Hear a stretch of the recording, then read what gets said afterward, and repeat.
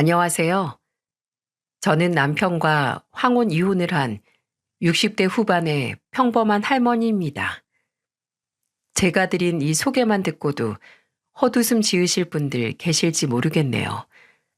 다 늙어서 이혼이라니 우습다고 생각하시면서요. 저도 제게 이런 일이 일어날 줄은 몰랐습니다. 사연 튜브를 들으며 집안일을 하거나 운동을 할 때면 사람들 삶이 참으로 다채롭구나 라고만 생각했지, 저도 이렇게 제가 사연까지 쓰게 될 거라고는 상상조차 하질 못했으니까요. 모모를 좋은 나이에 집안 어른의 소개로 만나 남편과 딸 둘을 낳아 기르며 저도 나름 잘 살아왔다고 생각했어요. 큰 굴곡 없이 이 정도 살아냈으면 어느 정도는 성공한 인생 아닌가 했죠. 하지만 복병은 이 황혼에 있었던 게입니다. 믿어지세요? 다 늙어 빠진 남편이 이 나이에 마누라 속을 이렇게 바글바글 썩일 거라고 누가 상상이나 했겠습니까? 어처구니 없는 제 얘기 좀 들어보세요. 남편은 평생 한 직장에 다니다가 은퇴 후 호젓하게 취미 생활을 즐기고 있었습니다. 평생 가족을 위해 고생했으니 이젠 원하는 거 실컷 하고 살라고 저도 남편을 응원해줬죠. 그러자 한 맺혔던 사람처럼 등산, 낚시, 볼링 할 것 없이 이것저것 정말 많이도 하더군요. 그런가 보다 했습니다. 그런데 이런 사달이 날 줄 누가 알았겠습니까? 정말 믿는 도끼에 발등이 찍혀도 유분수지. 지금 생각해도 피가 거꾸로 솟네요. 바로 어제 겪은 일처럼 말이죠. 그날도 전 저녁거리를 사러 시장으로 막 나서려던 참이었어요. 그때 마침 한 남자가 찾아와 대뜸 이렇게 묻는 게 아니겠어요? 여기가 박영수란 논팽이가 사는 곳이요? 박영수라면 제 남편인데 뉘신데 그러세요? 상대의 목소리가 좋지 않아 제 목소리도 덩달아 퉁명스러워져 있었어요. 혹시 그놈 안 사람 되십니까? 맞습니다만 왜 그러시는데요? 대개 남편 놈이 글쎄 내 마누라랑 바람이 났지 뭡니까? 지금 그놈 어디 있습니까? 네? 어디냐고요? 순간 짚히는 게 있었던 저는 바로 집 안으로 뛰어들어가 낮잠 자고 있는 남편을 사정없이 깨웠어요. 일어나 봐. 지금 낮잠이나 쳐 자고 있을 때가 아니라고. 당신 대체 어디서 뭘 하고 돌아다닌 거야? 어? 바람이란 말을 듣는 순간 갑자기 멋을 내고 특별한 이유도 없이 늦게 귀가하던 남편의 모습이 떠올랐거든요. 그 사이 제 뒤로 따라온 남자가 잠이 덜 깨 얼떨떨해하는 남편의 멱살을 잡아 올렸습니다. 너냐? 내 마누라랑 바람난 놈이? 아이고, 아이고 대체 뉘시오. 그것보다 이거나 좀 놓고 말하시오. 사교 댄스에서 만났다며, 어? 너보다 7살이나 어린 내 마누라랑. 옆에서 듣자 하니 기가 차더군요. 그 남자에게 멱살이 잡힌 채 흔들리면서도 남편은 제 할 말 다 하더군요. 아니, 오해입니다, 오해. 춤추는 게 어쩐지 귀티가 난다면서 날 먼저 꼬신 게 그쪽 마누라란 말이오. 그년이 먼저 날 꼬셨다고요. 아유, 나이답지 않게 옷태가 좋다고 그러질 않나. 코가 오똑하니 옛날 홍콩 배우같이 생겼다고 하면서. 그 남자는 분을 이기지 못하고 남편의 얼굴에 주먹을 날렸습니다. 아, 쉰소린 됐고 이 년놈들 내가 죽이고야 말지, 내가. 남자는 씩씩거리며 그렇게 남편을 계속해서 때렸어요. 얻어맞는 남편 놈을 보니 입술이 다 터지고 내일이면 멍으로 변할 생채기가 여기저기 생긴 것이 꼴이 말이 아니더군요. 저는 일단 그대로 잠자코 보고만 있었습니다. 제대로 혼줄이 나야 한다고 생각했거든요. 더는 내 마누라랑 만나면 그땐 다 불사질러버릴 줄 알아. 알았어, 이 노인네야. 근데 기대와 달리 이쯤하고 물러설 모양이었어요. 조금 전까지 죽일 기세로 달려들더니 몇 대 때리고 고작 이렇게 말로 경고나 하러 왔나 싶어 한심했죠. 혀를 차고 있는데 글쎄 이 사람이 몸을 돌려 저를 보더니 한마디 하는 게 아니겠어요? 아줌씨도 남편 관리 잘하슈. 이게 뭡니까? 피차 서로 못 볼 걸 보게시리. 그렇대도 지가 뭔데 저한테 이딴 소리를 합니까? 제가 썩난 목소리로 그 남자를 향해 말했죠. 피차 일반이잖소. 초면에 선 넘지 맙시다. 그렇게 따지면 아저씨도 마누라 관리 잘못해서 바람나서 이렇게 남의 집에 뛰어온 주제에 지금 누가 누구한테 훈계질할 입장이나 됩니까? 그리고 당신. 제가 남편을 향해 소리치자 남편이 놀라 벌떡 몸을 세우더니 무릎을 꿇고 저를 향해 빌더군요. 여보, 제발 한 번만 용서해줘. 내가 잘못했어. 방금도 들었겠지만 저 남자 옆편 내가 날 먼저 꼬셨다니까? 나이에 맞지 않게 몸이 유연하다고 하면서 나한테 떡 들러붙어서는. 그러자 남자가 성이 난 얼굴로 남편을 향해 말하더군요. 뭐라고 이 할배야? 더 맞고 싶어? 더 진입이라고 지금. 그 사이를 비집고 들어가 제가 남편의 얼굴을 내려다보며 말했죠. 허, 듣자 하니 뭐? 사교 댄스? 바람? 고개를 들고 나를 향해 두 손을 모아 비는데 남편의 코에서 코피가 쓱 흐르더군요. 코피. 여보, 나 코피.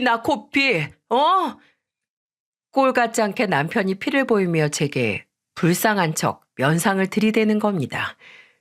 그 상황에서 제가 꼭지가 돌겠습니까? 안 돌겠습니까? 뭐야 이거? 한쪽밖에 안 나오잖아. 네 놈 한지 생각하면 터져도 쌍코피가 터져야지. 안 그러냐? 라며 제가 남편의 반대편 코를 향해 냅다 싸대기를 갈겼죠. 그러자 놈의 얼굴이 쩍 돌아가더군요. 이건 네가 날 배신한 대가고. 그리고 제가 연이어 남편의 싸대기를 다시 쳤습니다. 이건 우리 애들을 기만한 대가고. 마지막으로 한 번 더 남편 놈의 귀싸대기를 후려갈긴 후 제가 말했죠. 그리고 이건 너 같은 놈을 믿고 한평생 살아온 내 인생에 대한 복수다. 몰랐습니다. 이런 난리를 치르는 사이 딸 자식들이 어느새 집 안으로 들어와 이 모든 광경을 보고 있었다는 것을요. 남편 놈도 딸들을 봤는지 불쌍한 척 애들에게 빌붙으려 하더군요. 정아야, 주아야, 아빠가 미안하다. 내가 다 잘못했어. 제발 엄마 좀 말려다오. 한순간 실수야. 제발. 아이들은 고개를 돌려 그런 제 아빠를 외면했고 저는 남편 놈을 그대로 집에서 쫓아냈습니다. 꺼져. 당장 이 집에서 나가. 그리고 다시는 우리 얼굴 볼 생각일랑 꿈도 꾸지 말고. 그렇게 남편의 엉덩이를 걷어차며 집 밖으로 내몰면서 보니 상간녀의 남편이 아직도 한쪽에 서 있더군요. 저는 그 사람을 향해서도 소리쳤어요. 당신은 왜 여태 거기 서 있는 거요? 난 이렇게 집안 단돌이 했으니 당신 집은 당신이 알아서 하시고 앞으로 피차 볼 일 없을 테니 가시오.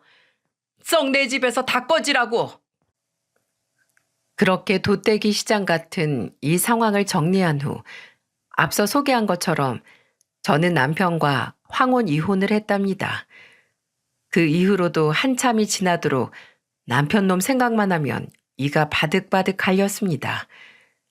시간이 지나면 괜찮아질 줄 알았는데 오랜 세월이 지난 후에도 TV에서 누가 바람 피우는 내용만 나와도 피가 거꾸로 솟고 화가 머리 끝까지 치솟았어요. 저런 년은 지옥불에 튀겨 죽여야지. 저게 사람이야? 인두껍을 쓰고 인간이 어찌 저럴 수가 있냐고. 소문에 누가 누구랑 붙어 먹었다 이런 소리만 들려도 아주 싹 다 죽여버리고 싶을 만큼 바람이라는 소리만 나와도 눈에 불이 켜졌습니다. 곁에서 모든 걸 지켜봐서였는지 딸애들이라 그런지 아이들도 제 심정을 이해해 주더라고요. 참 고마운 일이었죠. 하지만 문제는 이런 일을 겪어서인지 애들이 결혼을 안 하려 든다는 것이었습니다. 정말 미치고 팔짝 뛸 노릇이었죠. 하지만 의외로 일은 쉽게 풀렸습니다. 될 일은 노력 없이도 쉽게 되고 안 될 일은 죽어라 노력해도 안 된다더니 정말 큰애 결혼이 꼭 그랬어요. 동네에서 거의 20년 동안 한자리에서 장사하는 식당 여자가 하나 있었거든요. 오고 가며 서로 옷가지며 잡다한 것들을 나눠 쓸 정도로 꽤 친하게 지내고 있었는데 어느 날엔가 그 집에 가 제가 푸념을 했네요. 우리 딸애는 결혼할 생각이 아예 없나 봐.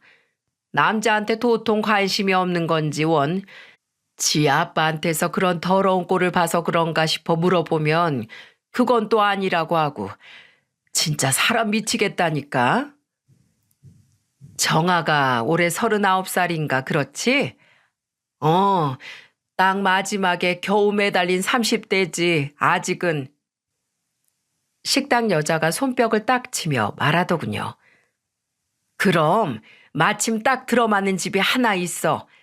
내가 아는 다른 집 아들도 결혼을 안 해서 부모가 고민이 이만저만이 아니거든. 41라던데 키도 훤칠하니 잘생겼어. 나이도 그렇고 내 보기엔 둘이 딱이네 딱이야.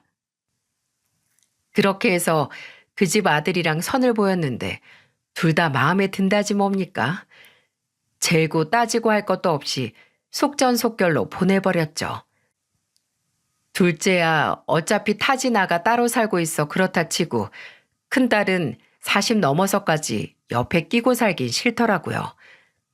근데 하나 걸리는 게 있었어요. 딸의 시어머니 짤이 되는 사람이 글쎄 상견례 자리에서 이런 소리를 하는 게 아니겠어요? 사돈도 아시다시피 요즘 애들 나이 먹어도 모르는 거 투성이잖아요. 공부만 하고 직장만 다녀 그러니 그게 흉도 아니고. 그래서 말인데 얘들 애 생기기 전까지만 제가 데리고 살면서 살림도 좀 가르치고 적적하지 않게 말동무도 하고 그렇게 지내면 어떨까요? 그래봐야 1, 2년이죠 뭐. 애 생기면 바로 분가시킬 요량이니 그것보다 짧아질 수도 있고요. 요즘 누가 시댁살이를 한답니까? 제가 적절한 말로 거절하려는데 딸애가 나서더군요. 네, 그렇게 할게요 어머님. 본인이 나서서 그렇게 하겠다고 설레발치는데 아무리 엄마라도 그 자리에서 반기를 들긴 좀 어려웠어요. 지금 둘 사이가 워낙 좋으니 딸애로서는 걱정이 없었겠지만 어미로서는 좀 염려가 되더군요. 저는 딸애에게 신신당부했죠. 뭐든 좋으니 언제든 속상한 일 생기면 이 엄마한테 가장 먼저 말하라고요. 그렇게 철석같이 약속하고 저는 큰애를 후딱 치웠답니다. 결혼하고 나서 한동안은 딸애의 콧노래가 멈추질 않더군요. 이렇게 좋은 결혼 왜 진작 안 했는지 후회된다면서요. 다행이다 싶었습니다.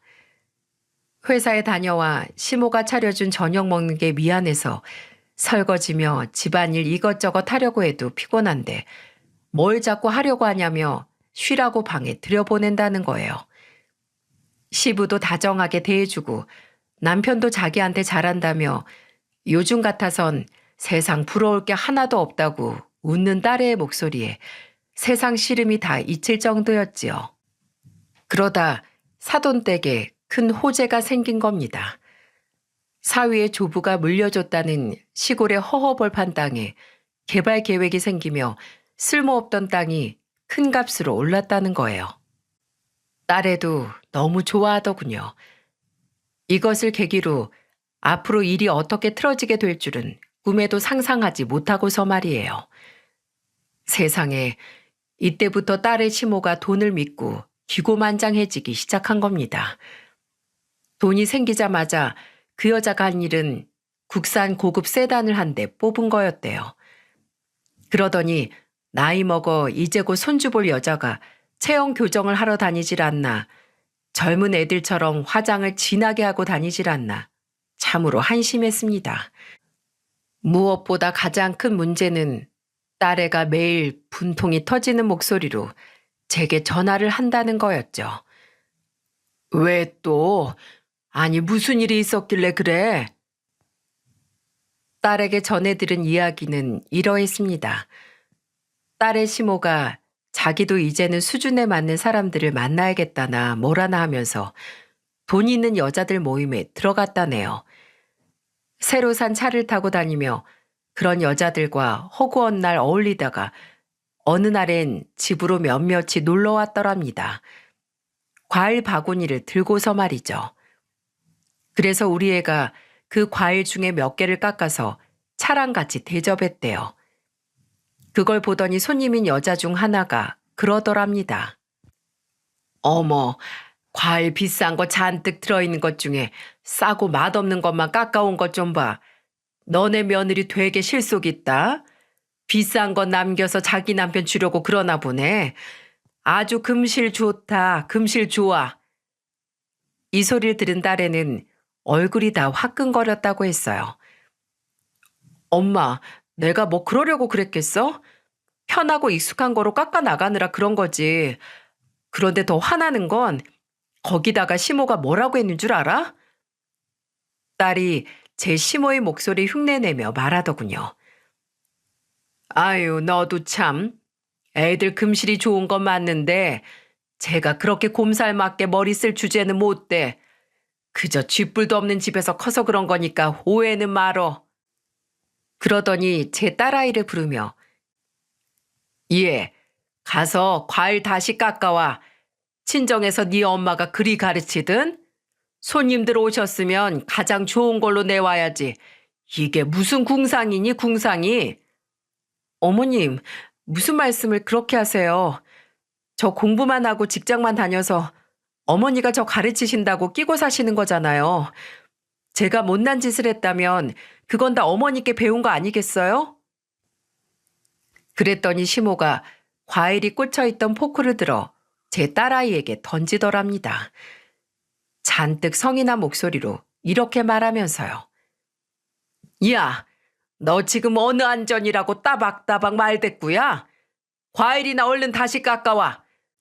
없는 집안인 줄은 알았지만 이렇게 천하고 무식하기까지 한 줄은 몰랐다. 사돈한테 전화해서 반품을 하던지 해야지 원. 어머님, 지금이 무슨 조선시대도 아니고 어느 안전이니 천하다느니 이게 다 무슨 말씀이세요? 게다가 제가 무슨 택배예요? 전화해서 반품을 하게? 보아하니 선물로 들고 온 게 아니고 여기서 다 먹으려고 사온 모양이신가 본데 과일은 알아서들 깎아 드세요. 그 길로 쌩하니 집을 나와버렸다네요. 돈 좀 만지게 되더니 사람이 맛이 가도 한참 간 모양이더라고요. 딸애가 그러더군요. 엄마를 욕하다니 시모는 넘지 말아야 할 선을 건드렸다고요. 그 이후로 그 시모와 딸애의 전쟁이 시작됐다고 했습니다. 퇴근해서 피곤한 몸을 이끌고 집에 들어가면 시모가 아무것도 해놓지 않은 채 딸애를 불러 그러더래요. 예, 와서 얼른 저녁 차려. 어머님, 이 시간까지 아무것도 안 해두신 거예요? 내가 저녁을 왜 해야 하니? 나도 엄연히 며느리가 있는데 너도 양심이란 게 좀 있어봐라. 언제까지 계속 내 집에서 내가 해준 밥만 얻어먹을 생각인 거냐? 그럼 비슷한 시간에 퇴근해서 들어온 딸의 남편과 시부가 그 모습을 보며 혀를 내둘렀다고 했어요. 특히 딸의 시부가 제 마누라를 여러 차례 혼쭐 냈다더군요. 당신 정신 나갔어? 새아가도 그렇고 다들 종일 일하고 온 거 안 보여? 집에서 대체 뭘 하기에 이 시간까지 밥도 안 해놓고 있는 건데. 당신 요즘 나사 하나 풀린 사람처럼 돈만 쓰고 돌아다니는데 내가 벼르고 있어? 어디 한번 나한테 제대로 걸리기만 해봐 아주. 그렇게 시모가 딸애를 괴롭히다가 바깥 사돈 사위와 싸우는 일도 잦다고 했어요. 속이 아주 시끄러웠습니다. 이걸 어떻게 요절을 내줄까 고민하던 차에 어느 날엔가 사위가 제게 전화를 걸어 그러더군요. 안녕하세요, 장모님. 잘 지내시죠? 한서방인가? 자네 모친이 내 딸을 없는 집 천한 집안 자식이라며 구박한다는데 내가 어찌 잘 지내겠는가? 그 부분은 정말이지 면목이 없습니다. 저도 그렇고 아버지께서도 따끔하게 말씀하고 계시긴 한데 요즘 저희 어머니가 제정신이 아닌 것 같아요. 저도 모르게 한숨이 나오더군요. 그래, 그건 그렇고 어쩐 일인가? 혹시 오늘 시간 괜찮으신가 해서요. 장모님 모시고 와이프랑 함께 저녁 식사하고 싶어서 전화드렸습니다. 그렇게 해서 셋이 같이 밥을 먹는데 딸애가 그러더군요. 엄마, 오늘 한서방이 엄마 모시고 왜 이렇게 비싼 식당에 온 줄 알아? 왜? 뭐 좋은 일이라도 있니? 얼굴에 미소가 만연한 딸애가 제 남편을 쳐다보자 사위가 제게 감격스러운 목소리로 말하더군요. 어머니, 우리 정아 임신했답니다. 어머, 이런 경사가 정말 잘 됐구나. 정말 잘 됐어. 더는 저희 어머니 문제 때문에 심려치 마세요. 아기까지 들어섰으니 이제 저희 곧 분가할 겁니다. 아버지께서도 장모님께 안부 전해달라고 하시면서 더는 염려하지 마시라고 하셨어요. 이제 집 구해지는 대로 곧 나갈 거니까요. 딸애도 신나서 말했죠. 그래 엄마, 더는 걱정하지 마. 아버님이 다 알아서 해주신다고 했어. 이제 좋은 것만 생각하고 좋은 것만 먹으라며 용돈도 주신 거 있지? 바깥 사돈 사람 좋은 건 알고 있었지만 이렇게까지 마음 써주시는 것에 저는 그만 감동하고 말았습니다. 무엇보다도 이젠 딸애가 제 시모한테 몹쓸 구박을 받는 일은 더는 없을 거란 생각에 눈물까지 핑 돌더군요. 그랬으니 이런 무지막지한 사건이 연속으로 터질 거라 누가 상상이나 했겠습니까? 점을 보러 가면 하나같이 꼭 말년에 조심하라고 하더니 이런 일은 이미 제 운명에 점지되어 있었던 걸까요? 한탄스럽기까지 하네요. 임신한 후 딸아이는 제 시모가 아무리 못살게 굴어도 굴하지 않고 더 당당하게 행동했다더군요. 시부한 남편이 딸애에게 오로지 몸만 생각하라면서 든든하게 받쳐주고 있으니 더 그러했겠죠. 딸아이가 들려준 제 시모와의 일상은 이러했습니다. 시모가 쫓아다니며 이런 식으로 애를 괴롭혔다네요, 글쎄. 예, 너 걸레 빨아와서 바닥 좀 닦아. 바닥이 이게 뭐니? 더러워선. 너네 집에선 이러고 산다니? 당장 걸레 빨아와서 닦지 못해? 고래고래 소리를 지르는 시모를 향해 딸애는 조용히 말하곤 했답니다. 뭐라고 하셨어요? 잘 안 들려요, 어머니. 뭐? 안 들려? 이게 아주 이젠 생쇼를 다 하고 앉았네. 젊은 년이 귀라도 먹은 거냐? 네? 뭐라고요? 어머니가 하도 소리를 지르셔서 저 이명이 오나 봐요. 병원 가봐야 할 것 같아요. 아기한테 영양 없이 치료가 되어야 할 텐데 걱정이네요. 그럼 저 병원 다녀올게요. 번번이 이런 식이었다고 해요. 이제 곧 집 구해서 살림살이만 갖춰지면 분가할 예정이니까 저와 사위 그리고 시부까지 딸애에게 조금만 버티라고 했습니다. 어차피 직장에 다니는 애니 제 시모와 둘이 있을 일도 거의 없었으니까요. 돌이켜 생각해보면 이게 잘못이었던 것 같아요. 어미로서 이렇듯 가슴 칠 일이 생길 줄 알았다면 그대로 애를 두지 말 걸 후회로 가슴이 미어집니다. 우리 모두 그렇게 방심하는 사이 제 딸아이는 제 시모에게 세상이 뒤집힐 만한 큰일을 당하고야 말았으니까요. 그 전에 저 역시 한 가지 이야기를 듣게 됐죠. 그 천인 공노할 일이 뭐였는지 그것부터 먼저 말씀드리는 게 낫겠네요.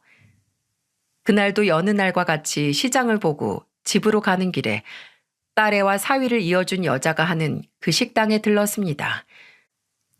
참새가 방앗간을 그냥 지나치지 않듯 식당에 들러 장 본 걸 조금씩 나눠주기도 하고 커피를 마시기도 하면서 이런저런 얘기를 나누는 게 일상이었거든요.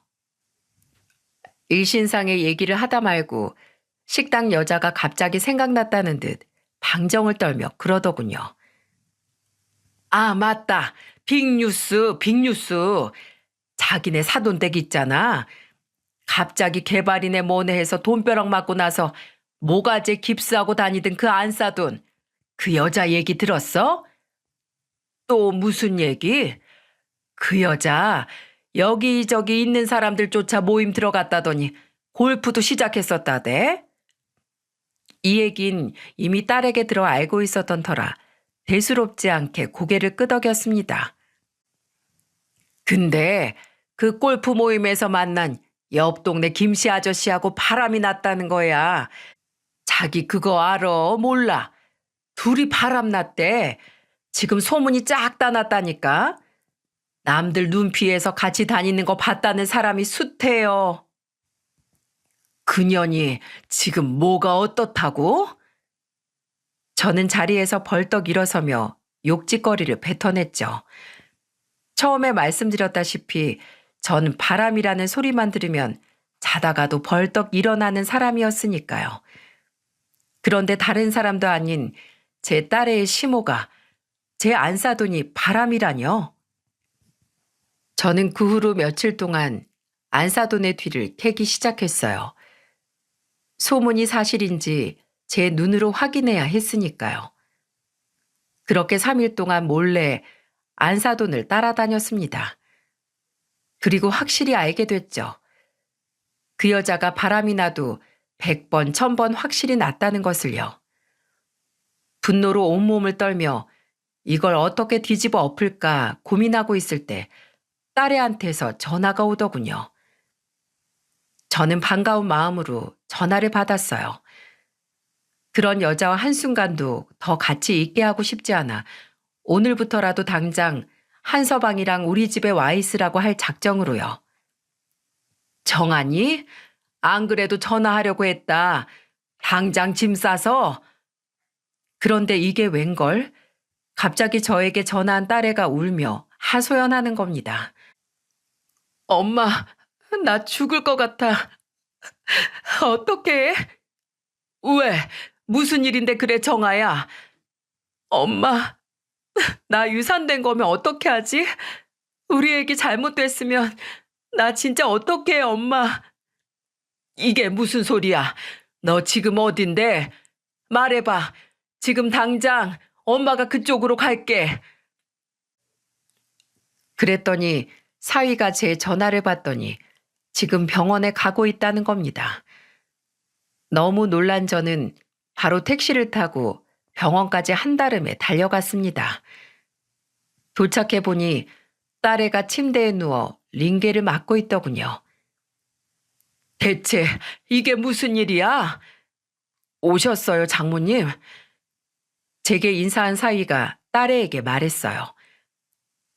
여보, 잠깐 혼자 있을 수 있겠어? 장모님이랑 얘기 좀 하고 올게. 딸애가 힘이 다 빠진 목소리로 그러더군요. 그냥 여기서 해. 안 돼. 당신 겨우 안정됐는데 멀리 안 가. 바로 문 앞 의자에 앉아서 장모님이랑 잠깐만 얘기하고 올게. 알았지? 사위가 딸의 이마에 입을 맞추자 딸애가 알았다며 고개를 끄덕이더군요. 밖에 오래 있지 말고 얼른 들어와. 알았어. 편히 한숨 자고 있어. 앞으로 당신 내가 지킬 거니까 불안해하지 말고. 특히 엄만 절대 저 문 못 넘어올 거니까 아무 걱정 마. 말을 마친 사위가 몸을 낮춰 딸애를 꼭 안아주더군요. 둘이 하는 이 대화만으로도 알 수 있었습니다. 뭔지는 몰라도 이 일 역시 그 여편네가 일으킨 짓이라는 사실을요. 한서방, 무슨 얘긴데 그러나? 그냥 지금 여기서 말하게. 정아 혼자 있기 싫은가 본데. 장모님, 바로 문 앞에서 말씀드리겠습니다. 겨우 진정시킨 건데 정아가 제 얘기 듣고 다시 흥분하거나 울면 안 돼서요. 제가 정아에게 가 말했어요. 딸, 엄마 이 앞에 바로 있을 거야. 한서방 하는 얘기 바로 문 앞에 서서 문 지키면서 들을 거니까 편히 한숨 자고 있어. 여기 이렇게 든든한 네 남편도 있고 널 위해서라면 대신 죽어줄 수 있는 네 엄마도 있으니까. 알았지? 제 말에 딸애가 눈물을 흘리며 알았다고 하더군요. 그러자 사위가 딸의 눈물을 닦아주며 달랬어요. 뚝, 우리 여보 그만 울어요. 어? 이러다가 눈 짓무르겠다. 자꾸 이러면 울보하게 태어난다? 그제야 저는 한시름 놓을 수 있었어요. 아기가 잘못된 줄로만 알았거든요. 순간 다리에 힘이 풀려 침대 난간을 잡지 않았다면 그대로 주저앉을 뻔했지 뭡니까? 사위의 밉지 않은 타박에 딸애가 피식 웃으며 알았다더군요. 우린 그렇게 한참이나 정아를 안심시킨 후 밖으로 나왔어요. 저는 딸애한테 말한 것처럼 정말 문 앞에 딱 지키고 서서 말했습니다. 그래, 무슨 일인지 어서 얘기해 보게.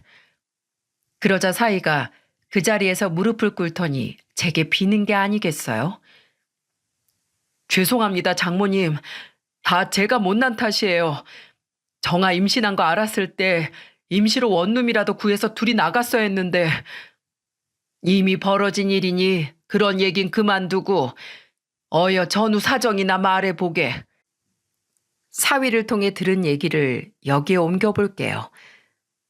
당시의 상황을 생각하면 지금도 손이 떨리고 머리가 쭈뼛쭈뼛 솟습니다만 그나마 다행이었죠. 이때 일이 잘못됐더라면 저는 앞서처럼 저를 할머니라고 소개할 수도 없었을 테니까요. 안 그래도 오늘은 사위와 딸이 이 병원 산부인과로 함께 정기 검진 받으러 오려고 했던 날이었다더군요. 노산이니만큼 고위험 산모라 대학병원에서 진료를 받고 있었다는 건 저도 이미 알고 있었고요. 담당 교수님 스케줄 때문에 병원 예약 시간이 조금 애매해서 딸아이는 오전 반차를 냈고 사위는 일단 출근했다가 얼른 미팅 끝내놓고 집에 들러 딸애를 태운 후 함께 병원에 오려고 했었대요. 장모님, 가족들은 모르고 있었는데 저희 엄마가 1,000만 원을 현금으로 뽑아서 가지고 계셨더라고요. 그 큰 돈을 왜? 설마 바람난 남자한테 주려고 한 건가 싶은 생각이 들었지만 그 말은 입 밖으로 꺼내지 않았어요. 금을 사려고 하셨대요. 금? 갑자기 웬 금? 그래서 그 돈이랑 우리 애가 저렇게 누워있는 거랑 대체 무슨 상관이라는 건가? 그 이후의 이야기는 사위가 한 얘기와 딸에게서 전해들은 이야기를 섞어서 적은 것이니 감안해서 들어주시길 바랍니다. 사위와 이야기를 나눌수록 알겠더군요. 왜 한서방이 악착같이 저와 둘이 따로 나와서 얘기하려고 했었는지 말입니다. 아침나절 잠깐 밖에 나갔다 온 그 여자가 화장대 문갑에 넣어둔 1,000만 원이 안 보이자 병원 검진 시간에 맞춰 준비하고 있던 딸애에게 득달같이 달려들어 그랬답니다. 없는 집안년인 줄은 알았지만 손버릇까지 더러운 년인 줄은 몰랐구나. 그래 너 인연 내 돈 어쨌어? 어? 내 1,000만 원 어쨌냐고? 무슨 말씀이세요 어머님? 또 안 들리는 척 할 참이냐? 오냐, 내가 오늘 아주 날 잡아 인형 귀를 뻥 뚫어주마. 다시는 무슨 소리냐 말 못하게끔 말이야. 정말 무슨 말씀이신지 몰라서 그래요. 돈이라뇨. 지금이라도 내놓으면 용서해 주려고 했는데 너 정말 안 되겠구나. 왜 생사람을 잡으세요? 정말로 제가 돈을 훔쳤다고 생각하시는 거예요? 어떻게 어머님은 생각하는 수준이 그것밖에 안 되세요? 수준? 오라, 그래. 너 오늘 네 시애미 수준 한번 제대로 맛봐봐라. 그리고 임신한 제 딸의 머리채를 잡아 끌고 돈이 있던 안방의 화장대 문가까지 갔답니다. 갑작스런 폭력의 딸에는 아기를 지키려고 배를 꼭 끌어안았다더군요. 눈깔 뜨고 제대로 보란 말이지. 내 돈이 분명 여기 있었다고, 여기. 그런데 돈에 발이 달려 없어지냐? 아침까지 있던 게 왜 없어져? 이 집에 지금 네 년이랑 나밖에 더 있어? 제가 안 가져갔다는데 대체 왜 이러시는 건데요? 손주 태어나기도 전에 일 치르려고 이러세요? 어머님, 정말 미친 거예요? 그래, 이년아, 나 미쳤다. 임신 좀 했다고 아주 기세등등해서는 지 시엠이랑 남편 앞세워서 꼴 같지 않게 나대는 거 보면서 내가 안 미치게 생겼냐? 여자가 임신하는 게 뭐 그리 대수라고. 애 핑계로 빠져나갈 생각하지 말고 돈 어딨냐고, 돈. 이 버러지 같은 년, 네 가난한 친정에 빼돌리려고 나 몰래 숨겨뒀지? 머리채를 잡힌 채 이리저리 휘둘리면서도 제 딸아이는 배를 감싼 제 손을 절대 풀지 않았다고 해요. 늦은 나이에 어렵게 생긴 아이인데 무슨 짓을 해서든 애는 꼭 지켜야 한다는 그 생각뿐이었대요. 얘기를 듣는 내내 정말 그 여편네를 죽이고 싶었습니다. 여러분이라면 안 그렇겠어요?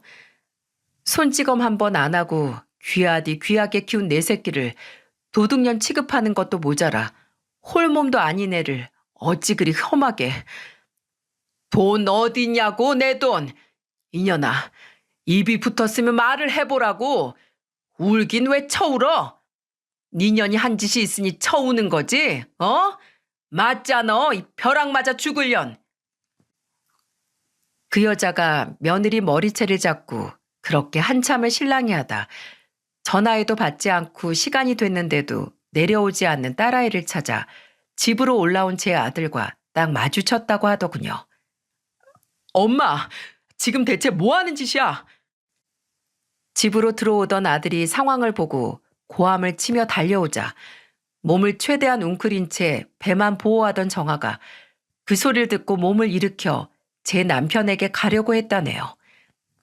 그때 그 여자가 돌아서는 정아의 머리채를 다시 한번 낚아채 끌어당기는 바람에 정아가 문간 모서리에 부딪히며 넘어졌다고 했습니다. 사위는 그런 딸애를 안아 병원 응급실로 바로 온 거고요. 죄송합니다, 장모님. 제 엄마라는 여자랑은 당장 인연 끊을 겁니다. 정말 죄송합니다. 제가 정아를 더 제대로 지켰어야 했는데 그러지 못하고. 그때 바깥사돈이 헐레벌떡 병원으로 뛰어 들어오는 게 보였어요. 이게 다 무슨 일이야? 안사돈, 아니 얘야. 두 사람 다 얼굴이 왜? 새아가는 어디 있는데요? 대체 이게. 저는 그만 그 자리에 주저앉아 주먹으로 제 가슴을 있는 힘껏 내리쳤어요. 정말 미쳐버리겠더라고요. 사위가 그런 제게 죄송하다고 거듭말했습니다. 안에서 딸애가 듣고 혹시나 또 눈물바람을 하게 될까 우리 모두 숨죽인 채 목소리를 낮춰 얘기했어요. 그때 멀찍이 한 사람이 눈에 들어오더군요. 바로 그 악마 같은 여자가 쭈뼛거리고 그 뒤에 서 있는 게 보이지 뭡니까?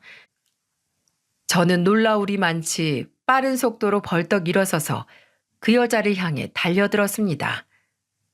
그리고 이를 악물고 주먹으로 여자의 뺨을 때렸어요. 병원 경비들이 쫓아오고 난리가 났죠. 경비 요원들에 의해 그 여자에게서 강제로 떼어내지기 전까지 저는 있는 힘껏 그 여자를 때리고 머리채를 잡아 돌렸습니다. 소리 한번 지르지 않으면서 말이죠. 그리고 그녀에게서 떨어지기 직전 그 귀에 대고 속삭였어요. 너 사람 잘못 건드렸어. 산채로 불지옥에 타는 느낌이 어떤 건지 내가 아주 한번 제대로 보여줄게. 그렇게 이를 악물고 뜯어낸 그 여자 머리카락이 양손으로 한 움큼이더군요. 사이랑 바깥사돈이 병원 측에 사정 얘기를 한 후 그 여편네를 쫓아내는 것으로 그 일은 알아서들 마무리 지었다고 했습니다. 조심스럽게 병실 문을 열고 들어가 보니 딸아이는 새근새근 잠들어 있었어요. 소리를 내지 않으려 했다곤 하나 소라는 피할 수 없었는데도 정신적으로 너무 고단했던 거겠죠. 문 밖에서 그 난리가 났는데도 이렇게 곤히 잠들 정도로요. 그 모습을 보며 결심했답니다. 설령 나까지 지옥불에 튀겨지는 한이 있더라도 그 여자를 절대 가만두지 않겠다고 말이에요. 잠든 딸의 얼굴을 한참이나 보고 있는데 바깥사돈이 사위와 함께 병실로 들어서며 말하더군요. 안사돈, 죄송합니다. 무슨 일이 있었는지 얘기 다 들었어요. 집에 큰 돈이 있는 걸 보고 놀라 아침에 제가 출근하며 가지고 나왔었습니다. 은행에 입금하려고요. 그것 때문에 이런 일이 생길 줄은 몰랐네요. 정말 너무 죄송합니다. 돈 가지고 나올 때 제 처가 집에 없었던 터라 몇 번이나 그 얘기를 하려고 전화했지만 가방 안에 둔 탓에 전화가 왔었는지도 몰랐다네요. 전후 사정을 듣고 새아가랑 안사돈께 무릎이라도 꿇고 용서를 빌라고 못난 제 여편네에게 이리로 오라고 했던 건데 오히려 화만 돋은 것 같습니다. 나가서 말씀하시죠. 겨우 잠든 애 깰까 겁납니다. 저는 사위에게 딸을 지키게 한 후 바깥사돈과 자리를 옮겨 이야기를 나눴습니다. 이 일로 우리 딸이 유산할 뻔했습니다. 저는 이 일을 그냥 넘어갈 수가 없어요. 정말 죄송합니다. 새아가와 안사도 마음이 풀릴 때까지 제가 그 여자가 손이 발이 되도록 빌게 만들겠습니다. 저는 차가운 목소리로 말했어요. 그러니까 바깥사돈께선 이 일을 용서해 주시려나 봅니다. 당황하며 아무런 말도 못하는 바깥사돈에게 제 핸드폰을 건넸습니다. 지난 3일간 그 여자를 따라다니며 찍은 여러 장의 사진이 있는 부분을 열어서 말이죠. 바깥사돈은 사진을 넘겨보며 경악을 금치 못하더군요. 제 딸이 이런 여자를 시어머니라고 부르며 살게 할 수는 없습니다. 수치스러워서 도저히 안 되겠어요, 저는. 여전히 말을 못하는 바깥사돈에게 제가 권유를 가장한 제안을 하나 했습니다. 다른 남자와 정분이 나서 동네 창피하게 돌아다닌 것도 모자라 제 딸을 도둑년 취급하고 아직 태어나지도 않은 손주까지 죽이려고 한 여자를 용서하고 싶다면 뭐 마음대로 하세요. 그땐 한서방이랑 제 딸이 이혼하면 되니까요. 네? 안사돈, 대체 그게 무슨 말씀이십니까? 사람 고쳐 쓰는 거 아니랬습니다. 그런데도 그 금수만도 못한 여자를 계속 데리고 살 요량이시면 그렇게 하세요. 다만 그 가족 안에 제 딸과 제 손주는 결코 없을 겁니다. 제가 그렇게 두고 보지 않을 테니까요. 아이고, 안사돈, 갑자기 이게 다 무슨 난리인지. 눈 크게 뜨고 상황을 제대로 보세요. 상종 못할 그 여편네와 바깥사돈이 갈라서든 아니든 우리 애가 이번에 겪은 일, 저 이대로 절대 못 넘깁니다. 정신적 피해 보상 톡톡히 해야 할 거예요. 이제 그만 자리를 털고 일어서려고 여기에 한마디를 덧붙였죠. 저도 저지만 바깥사돈도 참으로 딱하십니다. 지난 평생이 억울하지도 않으세요? 자존심도 없으십니까? 아까 보여주신 사진으로 제 처가 바람난 건 잘 알겠습니다. 어떻게 된 일인지 전후 사정을 자세히 말씀해 주세요. 보아하니 모든 걸 다 알고 계신 듯한데 제가 결정을 내리는데 도움을 좀 주셨으면 합니다. 소문 다 났습니다. 우리 애들 이어준 그 식당 아시죠? 저도 거기서 처음 소문 들었어요. 그런 여자가 내 딸 시엠이라는데 제가 속에서 천불이 납니까? 안 납니까? 이렇게 제가 식당에서 들은 얘기부터 조사하며 새롭게 알게 된 사실까지 하나하나 모두 다 읊어줬죠. 박가사도는 이렇게까지 속속들이 다 알지 못했나 보더군요. 제가 말을 할 때마다 놀란 것을 보면요. 들어간 모임 중에는 골프 동호회에도 있었는데 거기서 아랫동네 김씨를 알게 됐고 바람이 나서 여기저기 소문이 일파만파 퍼졌다는 것까지 아주 상세하게 말해 주었답니다. 3일 밤낮으로 뒤를 쫓으며 알게 된 둘만의 아지트 같은 곳도 일러주었고요. 얘기를 듣는 내내 박가사돈의 얼굴이 불그락 푸르락해지며 잔뜩 움켜진 주먹으로 몇 번이고 자신의 허벅지를 내리쳤습니다. 얼마나 화가 났는지 눈에 다 보일 정도였죠. 그렇게 모든 걸 말해준 후 저는 딸애에게 돌아갔어요. 지금으로서 가장 보살핌을 받아야 하는 건 누가 뭐래도 제 딸이었으니까요. 박가사도는 그날 제가 일러준 장소에 매복해 있다가 둔 연놈을 잡았다더군요. 식당 여자에게 듣기론 그 점잖은 양반이 얼마나 화가 났으면 자기 마누라뿐 아니라 아랫마을 김씨까지 아주 개패듯이 패줬다고 했습니다.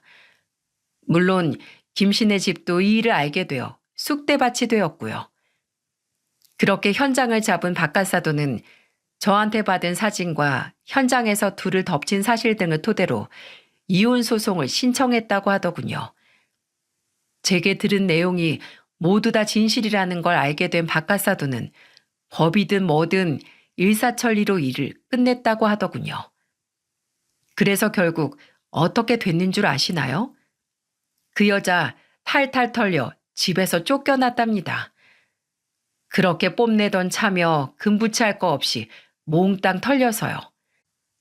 산 세월이 있으니 재산 분할은 좀 받은 것 같습니다만 그것마저 제 딸아이한테 위자료로 주고 아주 개털이 됐죠. 분가를 준비 중이던 딸과 사위는 새로 분양받은 아파트에서 바깥 사돈을 모시고 함께 살기로 했다더군요. 딸의 말이 아버님같이 어진 분과 같이 아이를 키우면 그저 보고 배우는 것만으로도 아이의 인성이 갖춰질 것 같다면서요. 저는 잘했다고 했습니다. 이 모든 일을 겪으며 바깥 사돈이 보기 드물게 현명하고 강단이 있으며 성품까지 좋은 분이라는 걸 확실히 알게 됐으니까요. 그 일이 있고 한참 뒤인 지난 12월 딸아이는 무사히 아기를 출산해 우리에게 떡두꺼비 같은 손주를 안겨주었답니다. 시아버지가 애를 너무 잘 봐주신다며 딸애는 너무나도 좋아했죠.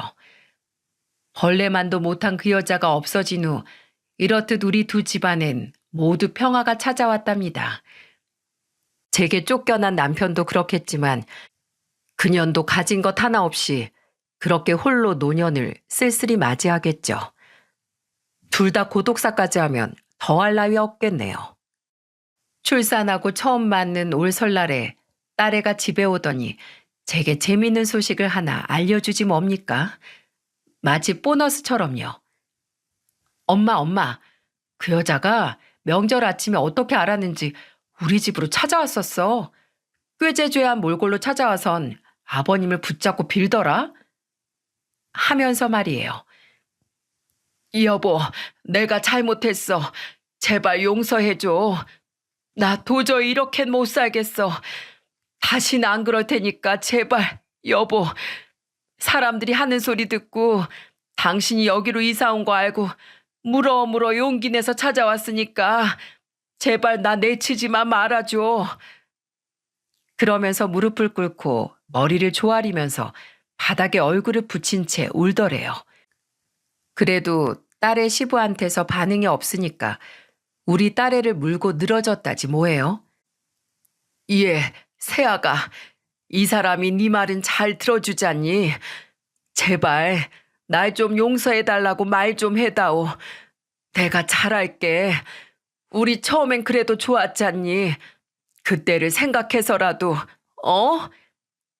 그래요. 말씀 한번 잘하셨네요. 그렇게 잘해주다가 돈 좀 생겼다고 그렇게 우리 집, 우리 엄마 저까지 싸잡아 무시하고 저한테 왜 그렇게까지 했던 거예요? 지금까지도 정말 이해가 안 돼서 그래요. 그땐 세상을 다 가진 것 같았어.